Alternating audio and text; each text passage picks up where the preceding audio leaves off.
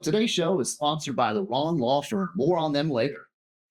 From courtroom battles to closing table saves, Michelle Rawn reveals the legal lessons every investor needs to hear. I'm Milton Ali. I'm Hampton Scurlock. And we want to welcome you to the Investor Tribe podcast. Late night grind, got the cash in the flow.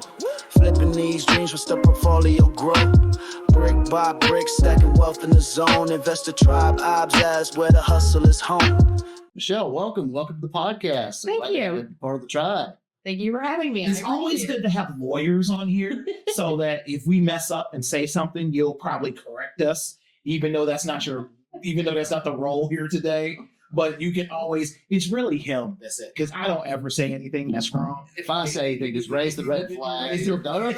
No, back it up. The red flag. Oh, and we also have the yellow flag as well. For the caution. For caution. Okay. Just like you're teetering. Yeah, you're getting close. Don't name names, don't talk specific numbers, but right. So what we really should have you do is here and you hold the flag. So if we're ever messing up on any podcast, you can just, and we're like, double the size of the disclaimer. Right. And the disclaimer goes something along the lines of, on this side of the table over here, Milton and I, we're not legal tax investment advisors. Past performance is not indicative of future returns. We're not giving legal tax investment advice. Consult a professional on all such matters, which would be somebody like you as the attorney can help people with the legal matters, with the closings, with the evictions. And jumping right into the, tell us a little about your law group. What do you guys do? I know you do a few various things for investors. So Rawn Law Firm has been in business since 2011. I geared the practice to being a one-stop shop for investors, doing evictions, collections, closings. We can set up your LLCs. We have all of the documents that you would need: a lease agreement, the notice letters, sample security deposit letters, sample new owner letters, all of that stuff that you're going to need to be successful as an investor or a landlord. We can connect you with different property management companies that we work with. Our small firm, because it's right now 2 attorneys, an office manager, and 2 assistants, so there's 5 of us. We're doing approximately 40% of the evictions in Jefferson County right now, each month. But we do several counties in Kentucky. We also do Floyd, Clark, and Harrison counties in Southern Indiana. So if you need help with an eviction, you can call our office or you can send an email to us. We actually set up a designated email for evictions to try to streamline the process. So it's evictions with an S at rawnlawfirm.com. And that goes to our eviction team, and you'll get a response from one of us, and we'll be able to take care of you. I'm going to repeat that again. Evictions at rawnlawfirm.com. Yes. All right. Let's get for all your evictions that you need in Southern Indiana, Louisville, and surrounding counties. I know you said lots of counties around Louisville as well. Yeah, we do, of course, Oldham, Shelby, and Bullitt that surround Jefferson County, but we also do Trimble, we do Nelson, we do Henry, we do Hardin, we do Meade, we do Spencer. We've gone up to Carroll County. So really just reach out to us. We're willing to travel and get it done for you. So here's the thing. So we know that you do that. May your evictions be few. Yes. Right. So we, quick. And quick, right? So we really, while you do answer questions for us, and we're definitely grateful for that. However, we don't want evictions. Right. Nobody does. So nobody does. Yep. But they often happen. Yes. Do you have any statistics around that? Like, how many evictions are currently going on? I did not bring that with me. We actually do. John in my office keeps track of the evictions in Kentucky. It's really easy for him to track. He does it through the CourtNet system. He's able to go in and pull data from it. Right. That's how we know that we do almost 40% of them each month here in Jefferson County. Oh, wow. So we're filing in Jefferson County approximately 400 evictions a month. And so then if you do the math from that at 40%, I don't know exactly what that turns out to be, but it's quite a few. It's thousands. That's thousands of evictions. I mean, yes. Wow. That's, I didn't realize it was that many evictions going on at any given month. Yes. In time. Well, and a lot of them, as we've tried to explain, a lot of it's repeat offenders because a lot of them because the court does a standard agreement here in Jefferson County. Sorry, they do the standard agreement here in Jefferson County, and that continues the case for a week to give them the opportunity to pay or vacate. And they want to come up with the money. So then they'll come up with the money. They'll pay through that month, but then the next month they miss their rent payment again. And so then we're refiling. And so there's a lot of names that we're filing on several times a year because they're able to get it worked out and get it paid so they don't get set out and don't get an eviction judgment on their record, but then they fall behind again. So, and I do know there's a couple complexes that we work with have started letting the tenants pay twice a month. So they take their rent portion, and instead of them having to come up with all of it on the first day of the month, so it's coming out of one paycheck, they're letting them do it twice a month so that they're paying half of it on the first and half of it on the 15th. And they waive the late fee as long as they pay on the first. They don't charge a late fee while they're waiting for that second half of the rent payment. So they're trying to do that to basically try to help those people who are living paycheck to paycheck not have that huge hit at the beginning of the month. And those complexes, I can tell you, evictions have gone down. So I don't know if that's something other landlords will do. I know I've got a couple other clients that own single family homes that are giving that a try as well. And they're doing it on their own. The big apartment complexes, that there's actually a company that is kind of servicing that for them. So That's interesting. We're always listening for outside the box ideas. I have a client that's doing that this month. They call me. I don't know if you'll agree with this, but I do, 2/3 the beginning of the month and a third by the 18th. Could you waive the late fee to work with me this time? And yeah, they've been good tenants, been there a long time. And we, they asked in advance and I was willing to do it. Now we just make a note, count it and plan for it. But, in Kentucky, what does a typical, eviction look like? Or if you walk us through the process, 2 minutes or less or so? Yeah, it depends on what county you're in, because the Uniform Residential Landlord Tenant Act in Kentucky was not adopted statewide. So if you're in Jefferson County, it has been adopted. If you're in Oldham County, it has been adopted. If you're in the city of Shelbyville, it has been adopted. But Shelby County has not adopted it. So if you're outside of the city of Shelbyville, it goes by the terms of your lease. So this is why we want our clients get a lease that will work in the non-Uniform Residential Landlord Tenant Act counties, because you want to have things in there like a 7-day notice for non-payment of rent if they're in default, 14-day notice if they're in default for non-rental lease violations, because if you don't, it's 30 days. No matter what it is, it's a 30-day notice if your lease is silent. So the first step is figuring out what's the violation, get the appropriate notice sent. If you're in your altered jurisdiction, it has to be sent certified mail or physically handed to the tenant, which would mean I would have to hand it to you. I can't post it on your door. It has to actually be handed to you. And ideally have a witness or a video of you. You have to have a witness, or the tenant has to sign it. Those are the two things that the judges require in your altered jurisdictions. Yeah. For safety's sake, I say send it certified mail, because we're all seeing landlords getting shot in the news that have gone and knocked on their tenants' doors. So for safety's sake, just send it certified mail. You're not responsible for it being delivered. So if they don't sign for it, that's not on you. The law just requires you to send it certified mail. Then once the time frame is passed, you send that. We ask for the lease agreement and a phone number for the tenant in Kentucky. In Clark County, they also request an email address if you have it. Also in Indiana, it's a 10-day notice, not a 7, for non-payment of rent. Everything else is the same, and Indiana has adopted the act statewide, so it's throughout the entire state.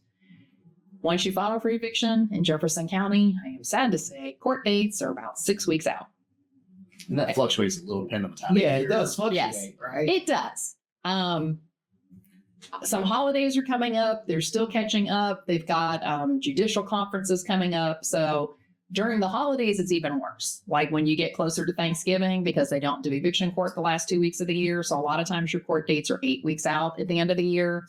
But I always tell everyone, plan for about 6 weeks. Sometimes it comes in at 4 and people are super excited. Sometimes it's a little bit longer. Running a small business is hard enough, and you shouldn't have to be an editor, actor, and a brand strategist too. Our friends at Bespoke Marketing can help you look great while you do what you do best. Visit them at bespokemarketing.org. Bespoke Marketing, connections, tailor-made. And so Back to the evictions. yeah, I know, right? Process that. I know. And so what's one legal mistake new investors make?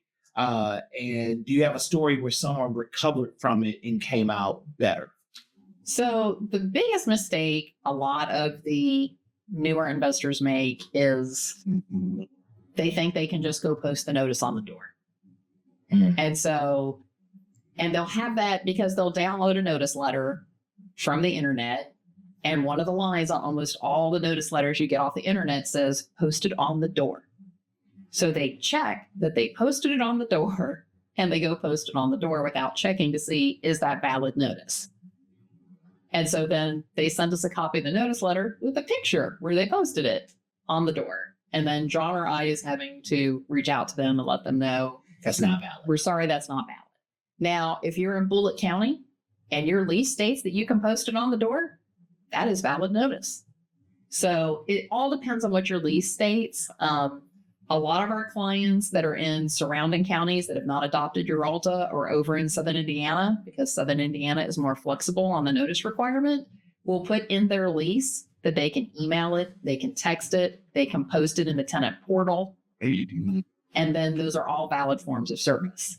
They're not having to send it certified mail. It's just the Uralta jurisdictions over here in Kentucky that require the certified mail. Yeah. And, one of the things is that I want to bring in a lot of our audience here because we understand that a lot of our audience, they are landlords, they are investors. Some of them do have family and friends, and they are actually enduring some of these things. And this is a sensitive topic. Yes, Think about it is. eviction. Like it is definitely like, as an investor, I look at it as an opportunity to protect my own margin and to protect all investments at the end of the day. And that's how we look at it. However, someone else is looking at it and they're thinking, this is not good. Oh, yes. And how can I protect myself? Oh, yeah. I have several friends that ask me how I sleep at night because I evict people from their homes. And I'm like, well, You represent big, evil, greedy yes. landlords. And they point out to me, well, they've got all kinds of money. They don't need it. I'm You like, should just no, let people live for free. I represent a lot of mom and pop landlords, and this is their retirement. This is the money they're getting to live on for them. And even some of the bigger complexes that we represent, if people aren't paying their rent, that's going to affect everybody at the development because not all of even the big complex owners, they've got mortgages, they've got expenses for staff. And if you've got a handful of people not paying their rent each month, that adds up. And if they're unable to make that mortgage payment and they come and foreclose on that, that affects everybody in that development. Yeah. I mean, and when my tenant wasn't paying rent, I had a hard time sleeping at night. So I don't know about, Yeah. how do you sleep at night? Wait a minute. Yeah. If they're not paying, if I can't pay my bills, I'm having a hard time trying to figure some things out. Exactly. Because I didn't buy another house to pay another mortgage. Yep. And so how are you helping newer investors navigate these things? So I work with a lot of new investors through CREA because I sit on the board there. So they get my name and they come in. CREA is the Kentuckiana Real Estate Investors Association. So I also sit on the board of CRE, which is the Kentucky Real Estate Exchangers, which is more commercial properties. And then I see you there too. Yes. And then I sit on the board of the Louisville Apartment Association, which is apartment complexes. So it's fourplexes and up. And so when I get new clients through those different venues and new investors, I try to sit down with them and explain what the process is to set their expectations. I let them know because I'm an investor and I currently have 2 vacancies, which is, upsetting, but it's just part of it. And it's not because I had to evict anyone, which is good. It's 2 newer units that I bought that needed some rehab. We got the rehab completed and now we're working on getting tenants into them. So, but I'm making mortgage payments each month with no rent coming in. And that's what I tell them, make sure you have a cushion because you need to make sure if a tenant doesn't pay or heaven forbid, knock on wood, I've been very fortunate. None of my tenants have trashed my units before they've moved out. It's been very minimal, clean the carpet maybe is what I've had to do the 2 times I've had people move out. And so I've been very fortunate because we do collections. I see the pictures of the nightmare stories of the tenants who destroy the lease premises before they leave. And then I've got my mom and pop landlord calling me going, what am I going to do? I don't have the money to fix this. And so thousands and thousands of dollars of damage sometimes. Yes. Was that one of the reasons you didn't jump right into real estate? Because you see all these horror stories and you're evicting people left and right, and would then make you a little hesitant to become a landlord yourself? Yeah, it took me a long time. I've only been a landlord for about 5 years.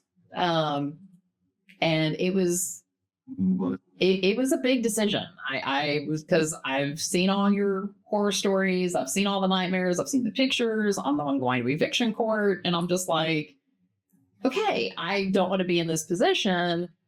But luckily, I've also saved up my money. And before I made the leap, I was like, okay, I have a cushion. I've got a plan in case something goes wrong. And that's what I advise them is you need to have a cushion. You need to have a plan. And I think that's why a lot of the younger investors I'm working with are starting with flips. And they're trying to do a few flips to build up some money to get that cushion.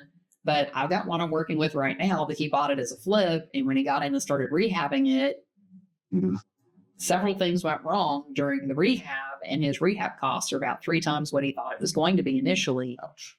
And so we sat down and went through the numbers. And he's now going to keep it as a rental, because he is either that or he's going to lose money on it. And so if he keeps it for a rental, we figure after about 5 years, he'll recoup that loss and be able to decide, okay, do I want to keep it as a rental I think this is his 4th flip that he was doing. His first 3 went really smooth. Gotcha. And this one it was unforeseen. So yeah, I mean, I'm with you here when it comes to the hesitation. So as a real estate agent, some of my early business was going and selling properties that were turned, and one bad tenant took them out of the business. Yeah. They were like, you know what? I don't ever want to experience this again. We had to completely gut the house, practically rebuild a home. Mm-hmm. And they just said, Milton, why don't you go ahead and just put it on the market, sell it, and be done with it. I had one situation where one of the kids was selling drugs in the street, and it was the tenant's son. They followed the tenant's son into the house, shot and killed him. And that was it. So the tenant didn't want to live there anymore. understandably so. And the owners didn't want to rent it out anymore. Right? Oh, yeah. And so we had to disclose the stigma, even though in Kentucky you do not have to disclose the stigma. Right. However, we took it, we wanted to be wise about it, so we did disclose. But that's exactly what happened. Yeah. Was this one of my properties? No. Okay. I think I've got one similar to that. I think you Right. saw that one too. Oh yeah. But they don't think they followed the guy home. They shot it. The son had an argument. They shot him on the porch and got the dog too. And then they moved out, and the owner didn't want to rent it, and nobody would want to be there. And I didn't know that this actually happened until right before we're closing on it, because there was not bullet holes in it when we did the initial inspection. Oh my gosh. And we were told the tenant wasn't ready. Back in the, oh gosh, it was just a nightmare. But turned out to be an okay house, came in a bundle. But for the flip houses, that's one. Oh yeah, of course. Are you ready to flip your first house or your fifth or your 10th? You can create energy, engage talent, and own the results. You visit flipsavvycourse.com to register now and start building your path to real estate wealth. I've got an idea. We were joking before we got started here that we're not the most, technology savvy on this side of the table. The guys that push the buttons and the keyboards. And Shout out to the Bespoke marketing team. Yes, that kind of produce our podcast. I mean, it's really cool. They got the lights, they got everything going on, and we're the talkies. You said talkies, not techie. That's right. That's right. So it's super cool to just be able to have that. So and I was thinking that we may lean on their expertise as the techies, and your expertise on the legal side. And I don't know if it'd be beneficial, but possibly making video for our library, the basics of evictions in Kentucky. Okay. talking about, just kind of what you went over, the steps, but also the disclaimer, be careful because it varies by area. But here's some of the basics. If you're in these guys, it's this and this. But then you get all those people that may come to you and have questions. You can set them to a 3 to 5 minute video. Okay.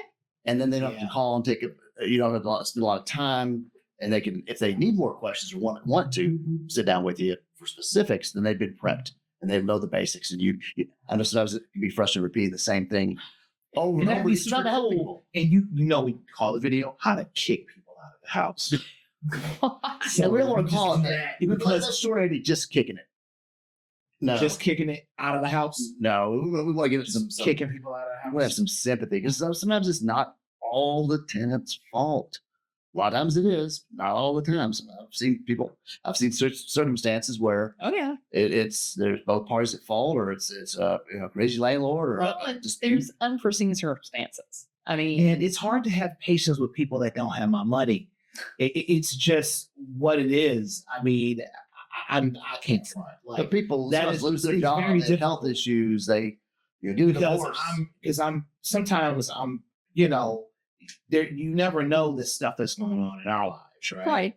There's stuff that goes on in our lives on top of that, and then you can't afford your rent payment, which means I have to either dip into something. I mean, I endure benefits and losses every month in this business. Exactly. This is not an easy business to be in. And yes, you can say that I took on that risk when I decided to become a landlord as a real estate investor. Okay. So I mean, don't cry for us. All right. But we can cry for each other. So how about, so you see what I'm saying? So Oh, yeah. a lot of folks Support won't group. cry. Yeah. We can have a support. Well, it's a tribe. It's called the investor tribe. That's right. where we can kind of come together and we can have these conversations, because I'm sure sometimes there's a lot of investors just don't know who to turn to and don't know where to go. And that's why you're here today, to kind of help us navigate that process, because it's an emotional process. Oh yeah. And it's a lot of risk that we have to Well, take on. It's and- emotional for everybody. Yeah. I mean, the tenant's upset that they're losing their home. The landlord's upset. They might be losing an investment property if they're not able to get the tenant out in a timely manner, or if the tenant trashes it. And so it's emotions are high on both sides. That's one of the reasons I've got a couple of clients that I work with that self-manage, Mhm. and I feel they're overly attached to their properties. And I've recommended maybe you need to take a step back and hire a property manager. So you're not dealing with the day to day and your stress level comes down and you're not having all of this. They're trashing my home and I'm so upset about it. And you're the one seeing it, or you're the one getting the phone call in the middle of the night. Hey, my toilet's clogged. Or there's, water running and I can't figure out where it's coming from. And I have a property manager because I run a law firm. I don't want a second full-time business of running my real estate portfolio. I want someone else to handle that, where it's gotten to the point when I find a property, they go walk the property with me. They help me with my rehab estimate if rehab needs to be done. And they go to the closing with me and I hand them the keys and they're like, well, don't you want to come? No, I don't want to be involved. I have handed it off to you. Call me if there is a problem. It's your responsibility now. Money gets direct deposited to my accounts for me and I don't have to worry about it. I get a monthly report. And so for me, that's much better. I've got other clients that just can't do that. They want to be involved and they thrive on that. They used to do their own evictions. And then they finally decided, you know what? My time is more valuable not having to sit in a courtroom all day. After you pay for parking and wait Yes. for the back of the line. Exactly. 'Cause all the attorneys Because they go do the first. attorneys first. Yes. Yeah, the Yeah. pro saves are at the end. Yeah. And so What's super In cool? Jefferson County, Kentucky, at least. is it all of the counties? Right. All the You know- counties do the attorneys first. And we did an episode. So we did an episode recently about the 7 deadly scams. No, it wasn't 7. The scams and the red The flags. scams and the red flags that tenants pull on landlords. And we went through several of these different types of scenarios, what happens, and how our investor tribe can protect themselves. And so what I want to know is, through your involvement in the investor group, what's the story you recently heard that made you stop and think differently about the work you do? Wow. I'm a cynic. So, Well, so nothing has restored your faith in humanity. Is that what I'm hearing? I know, Okay. I know it's bad. It's really bad. And I know that, but I just, John and I both laugh. John Benz is the other attorney in our office that, like we're dark and twisty, like from Grey's Anatomy that, and right now, Sophie in our office is one of our assistants. We're like, she's our ray of sunshine. She is just for now. For now. I'm not sure. For now. Hopefully, if we're goes going to on be forever. able to, as John says, Drew is our ray of sunshine because we clearly we're just like we're the crazy people. So yeah. And so when the two of us are having a rough day, we're like, hey, Sophie. And she's like, hi. And it's so happy. And it's like we get to spend a few moments with Sophie. And we're like, okay, we feel better now. And we're able to go back because we are getting the phone calls. No one's calling us and going, oh my gosh, Michelle, I have the superintendent. And they're paying every month and they're maintaining the property and no one calls and tells me They this. just paid a year in advance. I was going Yeah. to call and say thanks. Yeah, I don't get these phone calls. I get the phone calls of their dog bit the neighbor and now the neighbor's suing me and what do I do? Or yeah, I actually have two of those going on right now. And luckily in Kentucky, the landlord is not responsible for the dog bites anymore unless the landlord has actual knowledge that it was a vicious dog that should not have been allowed on the property. So that's the only exception to that. But it's still a hassle for my clients to have to go through because they're being sued. They have to reach out to their insurance company and the little tenant union is starting back up again. Right now, we've been told they're mainly going after apartment complexes that are what are considered HUD complexes, which means they're either subsidized or rent assistance, that sort of thing, where it's the entire complex is set up that way. And some of our clients that we're working with are getting along fine with because they're sitting down and having a conversation, which you're required to do. If you're a HUD property, you are required to sit down and have a conversation with them. And you don't have to agree to anything they're asking. But if they're asking for reasonable things, why wouldn't you agree to it? Yeah. And so we have some that are having a good relationship with them. And then we have some clients that are having a combative relationship with them. And so but these are things you need to be made aware of. And so when new investors come sit down with us, we go over all this with them. And we explain to them that doing a good check up front before you move a tenant in, yeah, it might take you another month or 2 months to get a quality tenant in there, but do the background check, do the credit report, check to see if an eviction has been filed against them previously. All of these things are doable that you can check. Call their own landlord. Call them. Right. It's like your due diligence. Exactly. It's like your due diligence up front, so you don't have to worry about it. Yeah, Yeah. One thing you don't want to worry about is living paycheck to paycheck. And I know you don't want to do that. So that's why you want to do the Investor Child podcast every Wednesday. Or as we're being released, we're going to go 2 times here pretty soon. So Yes. maybe you may get to see us twice as often. You get And I twice tried. the podcast. You get twice of Milton. Think about that. 2 times, twice. Okay. That's 160% butter cookie. This Milton, we found out today was 80% butter cookie. We can edit that part out. Okay? Get right, please. All of our cookies are disappearing out front. Please. Please. We joked I wasn't cooking. Oh with my it. God. I do want to go back to something Michelle said, and she said before she said she was a cynic and everything. She talked about landlords getting too emotionally attached with the property. Yes. One thing I didn't hear you say is they may be too emotionally attached with the tenants in the property. Do you see that? I can't be friends with my tenants because, I'm like, hey, I know them. I like them. They're cool. We might be coworkers. But you're saying that that's not a great idea. Well, my best tenant is actually my office manager. So Oh my I'm probably gosh. not the best person to ask about this, but she has turned out to be my best tenant. But I have a couple landlords that I work with that do get emotionally attached to the tenants. They listen to their sob stories, which is good and bad because they're being empathetic, which is nice and caring and compassionate. But looking at it from a business perspective, I see when they're being taken advantage of.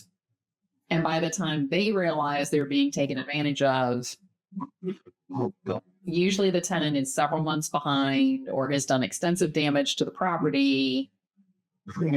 And now we're going through the eviction process. And what's funny is even the judges in Jefferson County will point out occasionally when they'll look at the eviction complaint and it'll say the tenant owes $6,000 or $7,000 in rent. Yeah. And they'll ask the landlord, why did you let them get that far behind?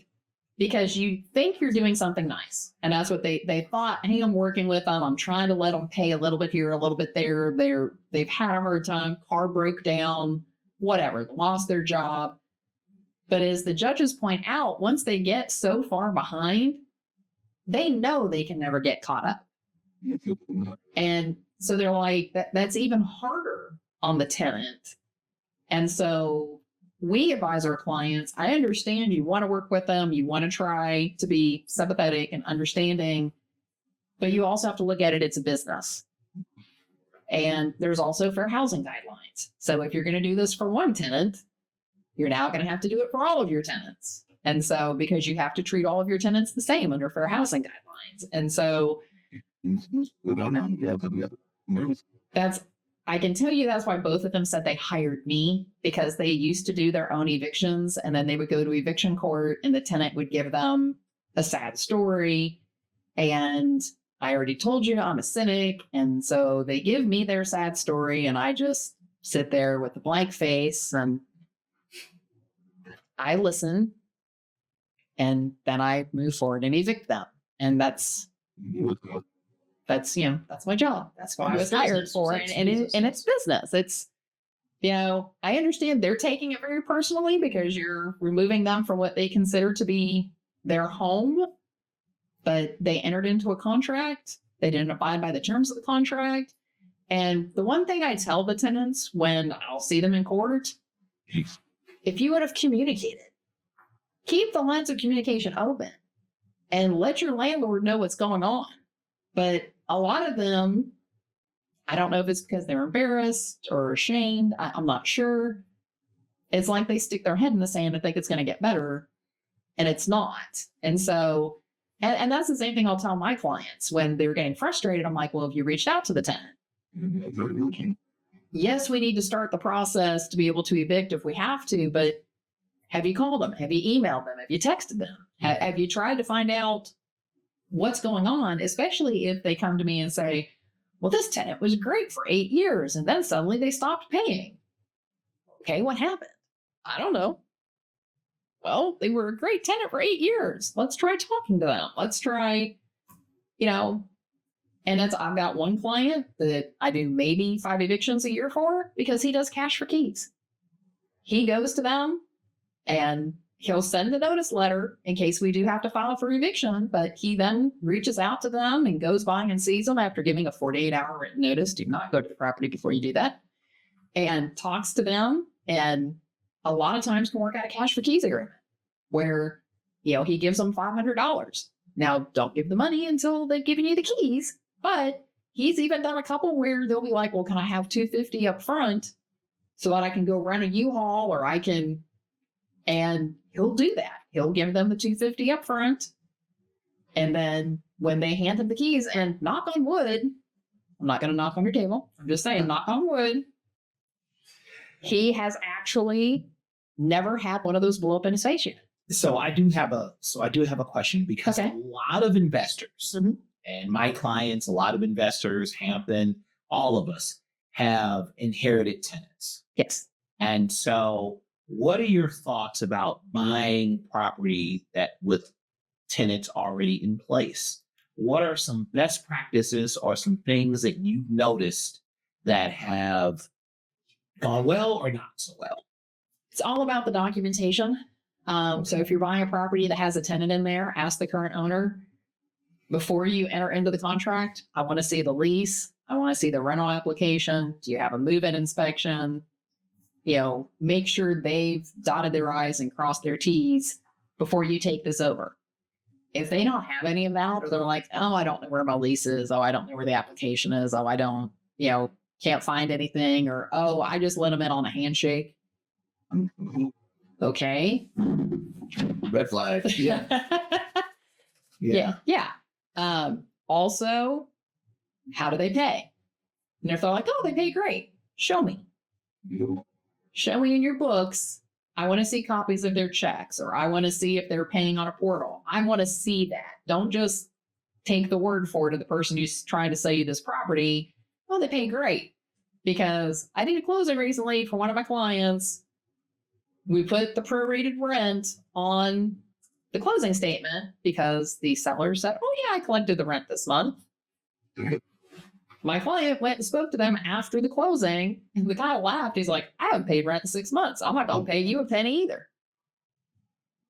Uh-oh. And he's like, because I know how long it takes for you to evict me in Jefferson County. He goes, so good luck with that. Sounds like a real gem. Yeah. And so he had not asked for a lease. He had not asked for any of that. And so then he calls the seller and he's like, hey, the tenant's telling me he hasn't paid you in 6 months. He's like, yeah. He's like, you told me he had paid you. He goes, we even prorated rents. He goes, yeah, that was a small loss to take, giving you credit for the rent. And so the seller knew what he was doing. He was getting rid of a headache. Wow. Yeah. And, Wow. and so he called me after the closing and he's like, all right, we need to send a 7-day notice letter. Well, I said to him, I said, has the tenant ever paid? Because if he's never paid rent, we can't rely on the seller telling you that he paid rent because we've now found out the seller lied to you. So we taking the seller out. So, well, okay. Try do not do that. Not do that. I'm sorry. That was just overreaction. But oh my goodness, that is definitely deep. Surepoint Equity is one of our sponsors. They are a trusted hard money lender, and they help real estate investors fund smarter and faster. Learn more at surepointequity.com. So that sounds like a nightmare for the. It was. And it was one that he went and found on his own.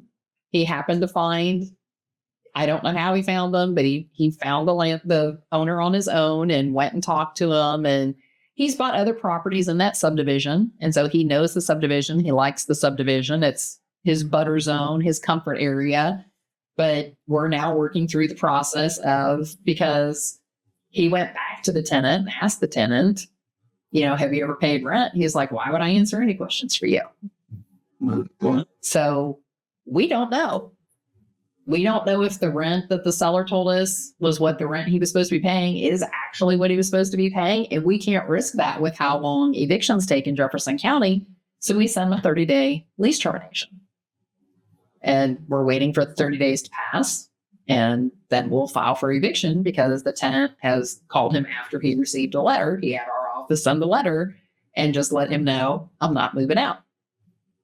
So I'm not paying you. I'm not moving out. That's probably not going to end well for the tenant, but No. it's something you hear as a landlord. Oh, yeah. Sometimes. Yeah. I don't know what So- people So how do you navigate that? Let's work this through the conclusion for the podcast, for Yeah. the tribe. he's So what gonna are your have to steps? go through the full eviction process. So it started Right. with the 30-day notice letter, since we don't have a copy of the lease, and he learned the lesson. Do his due diligence up front. Get a signed copy of the lease. Get the move-in inspection, the application.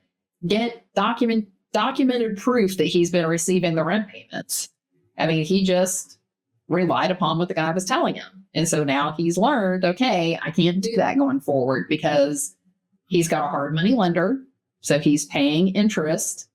He can't get into the property. Got no money coming in. He's got no money coming in. He can't start his rehab on it that he wanted to do. You're very affordable, but there's some cost to do the eviction and there's Right. court fees. But yeah, that's not a good position to be in for No. that. for that. So he's on hold right now. And luckily, he's a big enough investor that he's pivoting and moving on to his next property that he's planning on purchasing and working on it because he knows this one's in a holding pattern right now. because we have to wait for the 30 days to pass before we can even file the eviction. So we're waiting for July 31st to come and go. And we'll file the eviction for again. Yep. We'll file the eviction for him on August 1st. But then most likely his court date's going to be mid to late September. And since sit outs potentially can be taking another 4 to 6 weeks once you get your judgment, he could be very close to the holidays before he gets him actually out of that property. And he's having to pay interest on a mortgage right now with no money coming in. Plus See, taxes that is- and insurance. That is beyond upsetting. Yeah. That It is. beyond upsetting. And it happens. I've got one younger investor that I'm working with that a family member called and asked him to rent to a buddy of the family member. And he called me last week and was like, I screwed up. He said, I've had a great track record. I've done what you said. And he goes, I get 2 paycheck stubs. I make them write me a check when they do their application fee. So then he goes, so then I know where they bank.